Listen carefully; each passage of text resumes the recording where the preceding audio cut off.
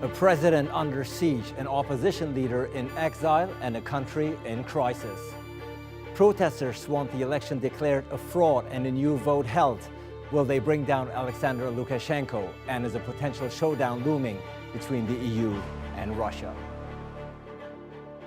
I'm Ali Aslan, and today's newsmaker is Belarus opposition movement.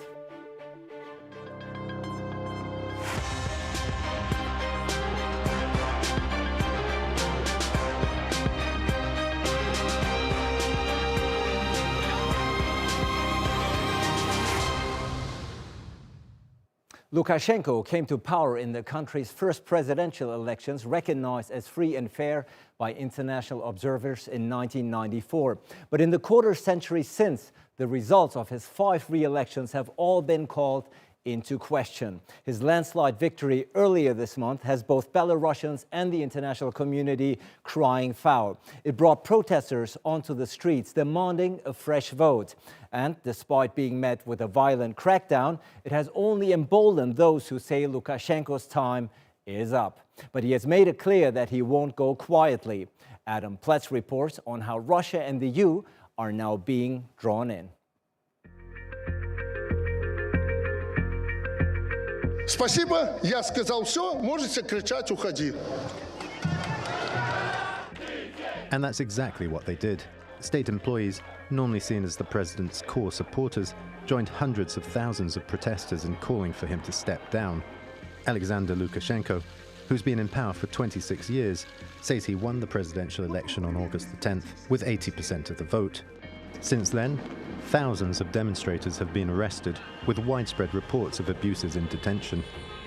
Lukashenko's main rival, Svetlana Tikhanovskaya, ran in place of her imprisoned activist husband. She says she won the election and has fled to Lithuania. I would like to address those in uniform. Belarusians are people who don't accept violence. Belarusians are generous and fair. If you decide not to carry out your illegal orders and switch to the side of the people, they will forgive you, support you, and won't blame you in the future. She says she's ready to act as president until fair elections can be held as soon as possible. Lukashenko has said new elections will only take place over his dead body. He still has the backing of most of the state security forces, but even their support could be wavering. The EU is imposing sanctions against individuals responsible for violence, repression and election fraud. Es gibt für uns als Mitglieder des Europäischen Rates keinen Zweifel daran, dass es massive Regelverstöße bei den Wahlen gegeben hat. Die Wahlen waren weder fair noch frei und deshalb kann man die Ergebnisse dieser Wahlen auch nicht anerkennen. Lukashenko claims that Western nations are funding the protests and that NATO is amassing forces along Belarus's borders, giving him reason to seek military assistance from his long-term ally, Vladimir Putin. But the Russian president might be wary of alienating the Belarusian people by intervening on behalf of an unpopular dictator, and Russia wants to keep Belarus in its sphere of influence, no matter who's in charge. We are concerned about an attempt to use the internal difficulties which the Belarusian people and the leadership are facing now in order to meddle in these events from outside.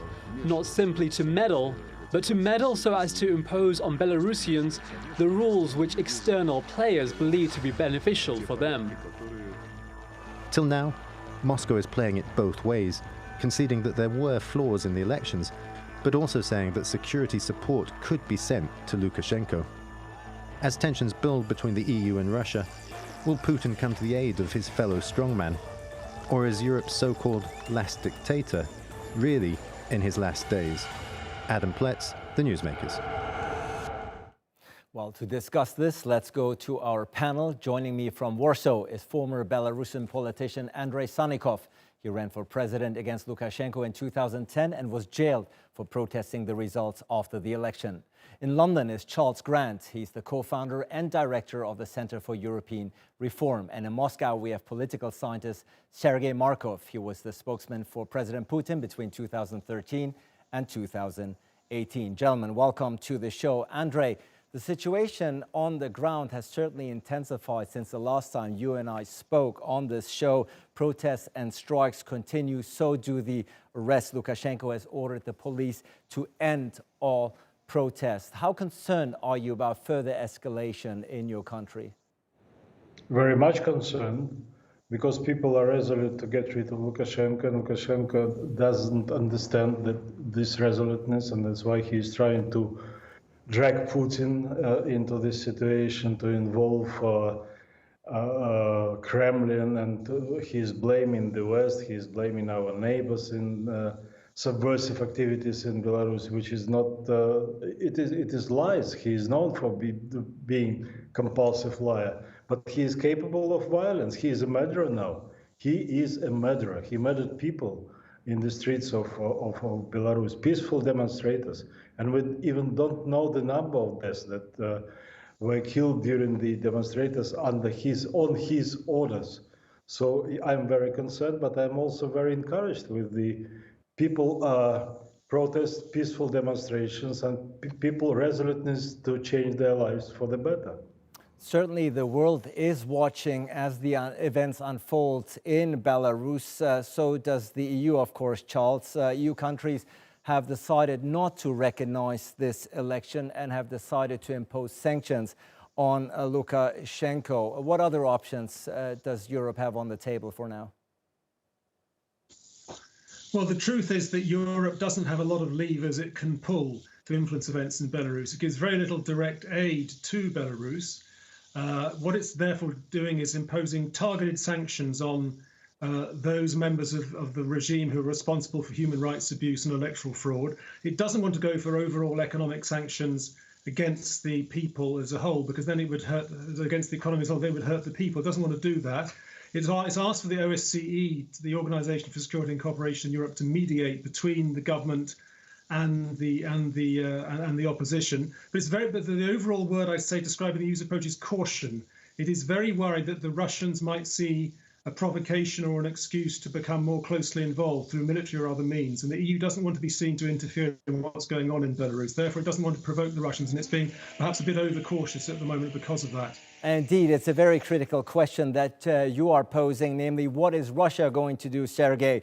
What is Russia going to do? We understand that Lukashenko spoke to Putin twice. Russia has taken on a somewhat neutral stance up until now. But would you say that Putin will come to Lukashenko's aid if push comes to shove?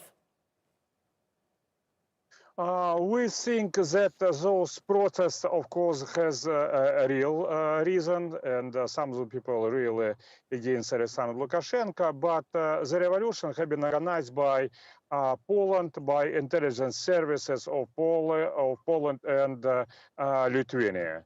And they want to repeat in Belarus what Americans made in Ukraine, where a democratically elected president of Ukraine had been overthrown, and bloody, repressive, Russophobic regime had been imposed to Ukrainian people.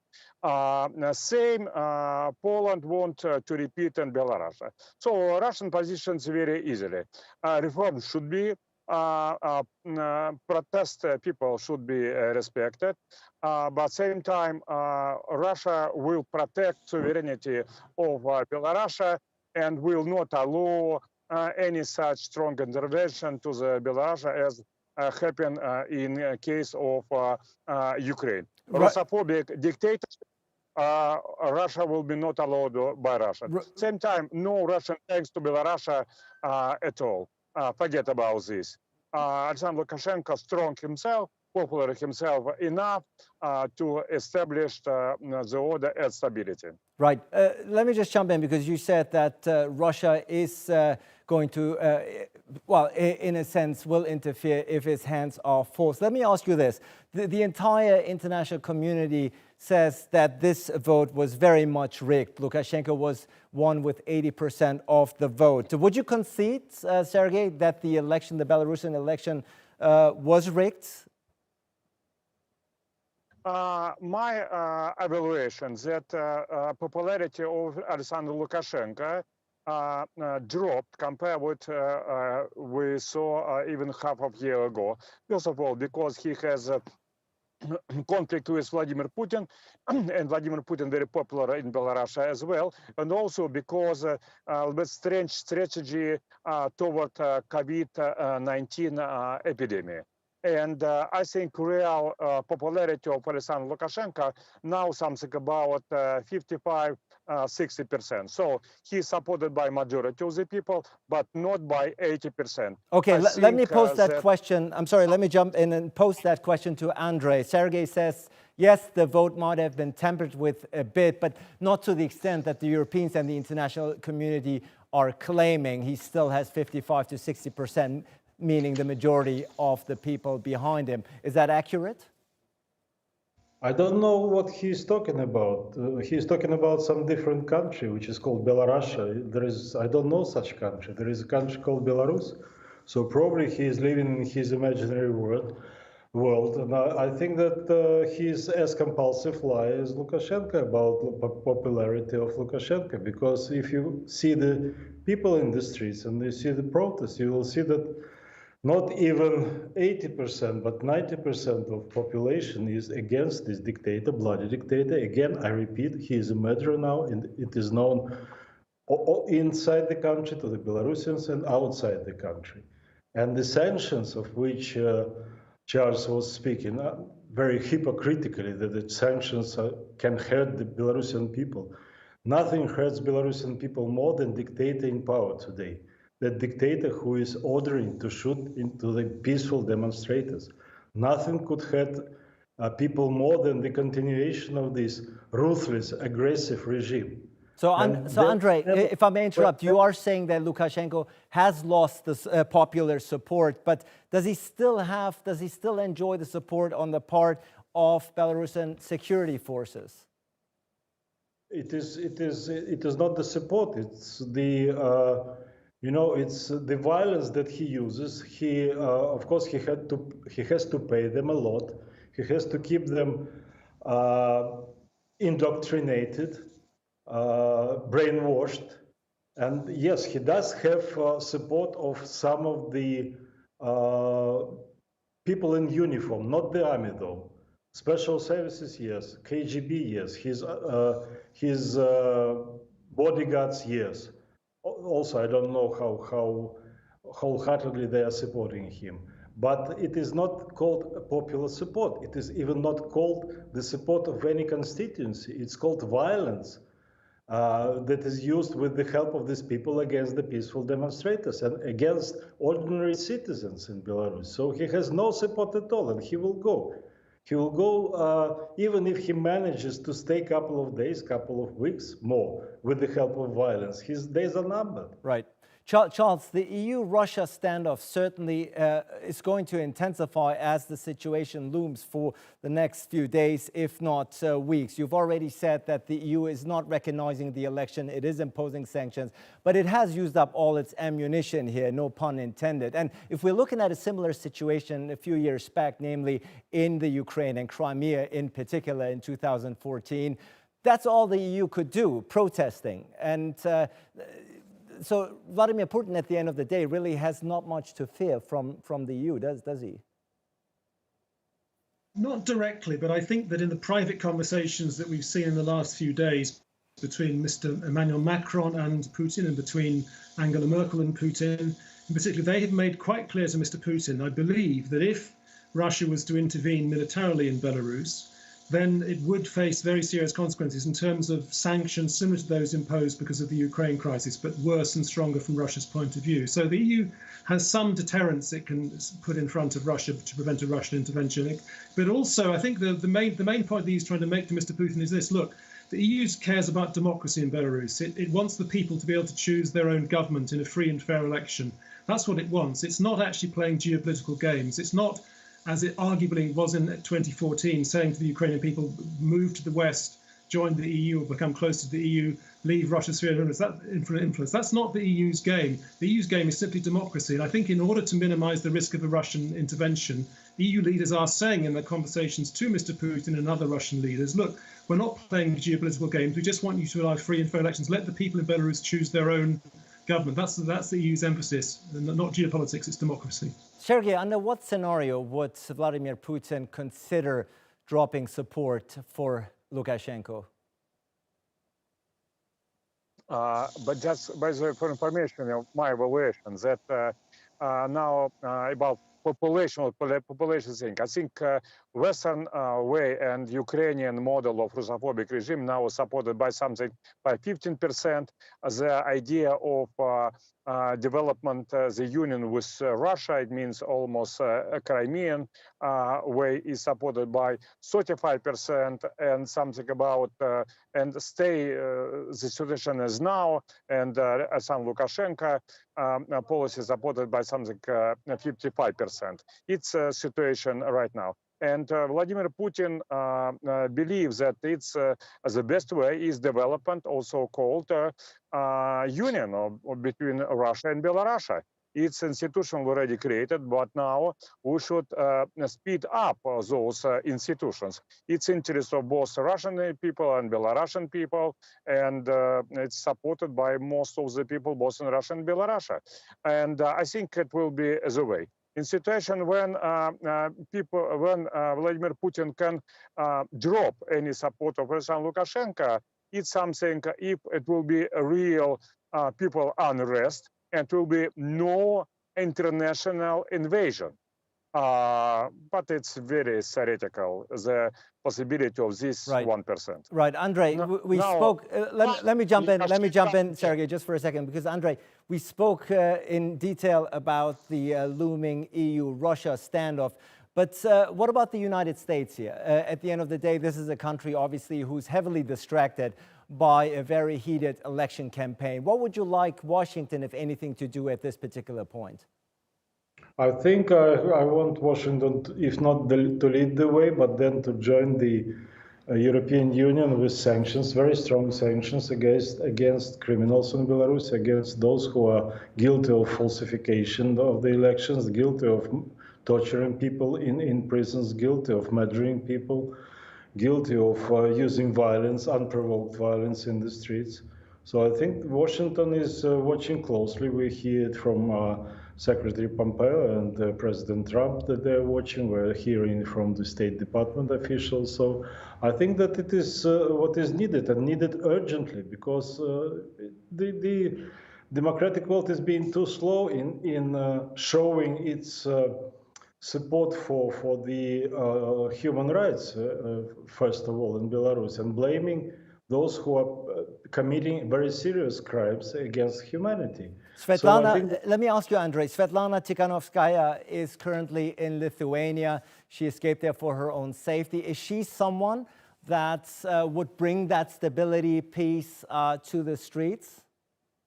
No, the dismissal of Lukashenko will bring stability to the streets, not Svetlana. Svetlana, I think she played her role quite well, surviving till the 9th of August. And today, the rival, in the beginning of our program, it was said that the main rival of Lukashenko is Svetlana Tikhanovskaya. It's not the case. The main rival of Lukashenko is Belarusian people. And you know why Russian propaganda people and the Kremlin is worrying more and more about the situation in Belarus? Because there is no Russian factor in this situation. It is very difficult to blame Belarusians of being Russophobic or compare it with the other situations in the world, because there is a lot of sympathy expressed towards Russia, and there is no, Russia is not an issue. And that is annoying for Russians. Why we are such a great country, we're not an issue in the Belarusian protest? Because it is clear, people want to get rid of the dictatorship, and they want to live peacefully with their neighbors. Right, Andrei. Charles, the impotence of the EU was lamented in the aftermath of the Crimea invasion. Seems a bit of a déjà vu here, doesn't it? At the end of the day, Lukashenko is being called one of Europe, or the last European dictator. But Europe's hands are tied here at the end of the day. They do want to show the support, and they do want to display strength, but there's only so far they can go. That's right. I think what many people in Europe are hoping for is what they call the Armenian solution. That is to say, 2 years ago in Armenia, there was a democratic transformation. A new regime took over, more democratic than the previous regime. That regime, the new regime in Armenia, did not leave the Eurasian Economic Union or the Collective Security Treaty Organization, two bodies run by Russia. It remained geopolitically quite friendly to Russia, but it became democratic. And that, I think, is that when I talk to EU leaders, they hope that Russia will allow Belarus to become a democracy, but without changing, at least in the foreseeable future, its geopolitical orientation.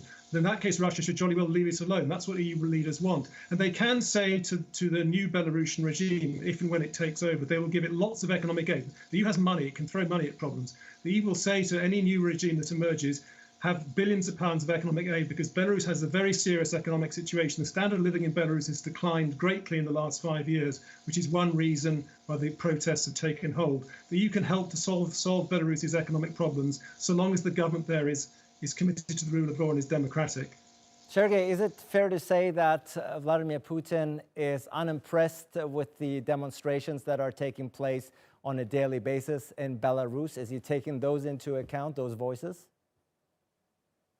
Vladimir Putin, very experienced politician. He saw a lot of demonstration. He saw demonstration from the background, as happened, by the way, in Armenia.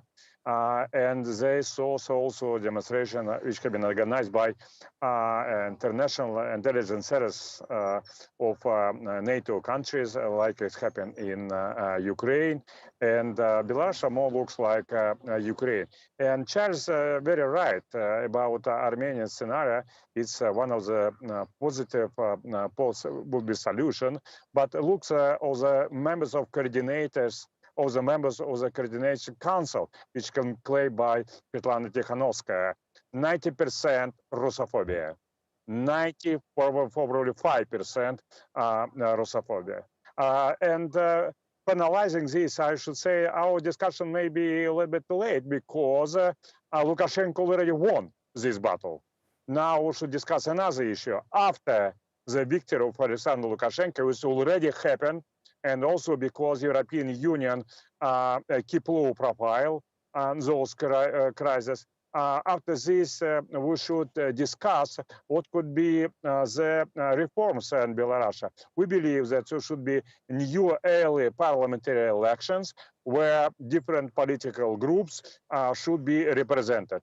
And we like democracy in Ukraine and Belarus because we strongly believe that majority of the people in Ukraine and Belarus want to develop relations with Russia as much as possible. Well, the Ukrainians might differ on that point. But Andrei, as we are running out of time, what solution, what scenario do you foresee to unfold in your country? What would you like to see unfold? First of all, I think that, again, we're hearing a lot of misleading facts or not facts that EU doesn't have any leverage, EU is weak, EU is just concerned. No, EU has all the leverage that is needed if there is a political will, because EU has money and it can attach conditions to that money. And Lukashenko badly needed money, and he was negotiating with EU, and he was very happy when the sanctions were lifted in 2016, and he was getting money from EU, from EBRD, for example. So the solution should be it could be the dismissal. Of course, the solution is that will really help the situation in Belarus is Lukashenko resignation and coalition government forming on the basis of the 1994 constitution, organizing new elections, both parliamentary and presidential. And I think it will be really accepted by all our neighbors, including Russia, because Lukashenko is already a factor of instability and he has to be dealt with because of security concerns from all our neighbors again, I must stress it. So I think that all the players now are aware of the situation, and it's I can only say that people are resolute to get rid of this dictator and listen to the people. Right, Charles. What do you foresee for Belarus to play out? You're an international, experienced international observer. Well, I think the most interesting thing to me in the last few months in Belarus has been the growth of civil society. It's become a very strong self-organizing factor. It started in the COVID epidemic because the government did nothing to help the people during the COVID epidemic. And then with the opposition candidates being locked up and persecuted during the election campaign, it became much stronger. So whatever happens in the short term, and I fear Mr. Lukashenko is, as Sergey Markov says, in control for now because he controls the guns and the security apparatus. Whatever happens in the short term, in the long run, Belarus is waking up. The people are waking up and they want democracy and they want rule of law and they want freedom. And that's not going to go away, whatever happens in the next few weeks. The people of Belarus will continue to demand their freedom. And the EU should do much more to help them than it's doing. I agree with Andrei on that. Well, certainly the last word has not been spoken on this issue. Andrei Sannikov, Charles Grant, and Sergey Markov, thank you so much for joining us. And thank you out there, of course, for watching. Hope to see you again next time for a new edition of Newsmakers.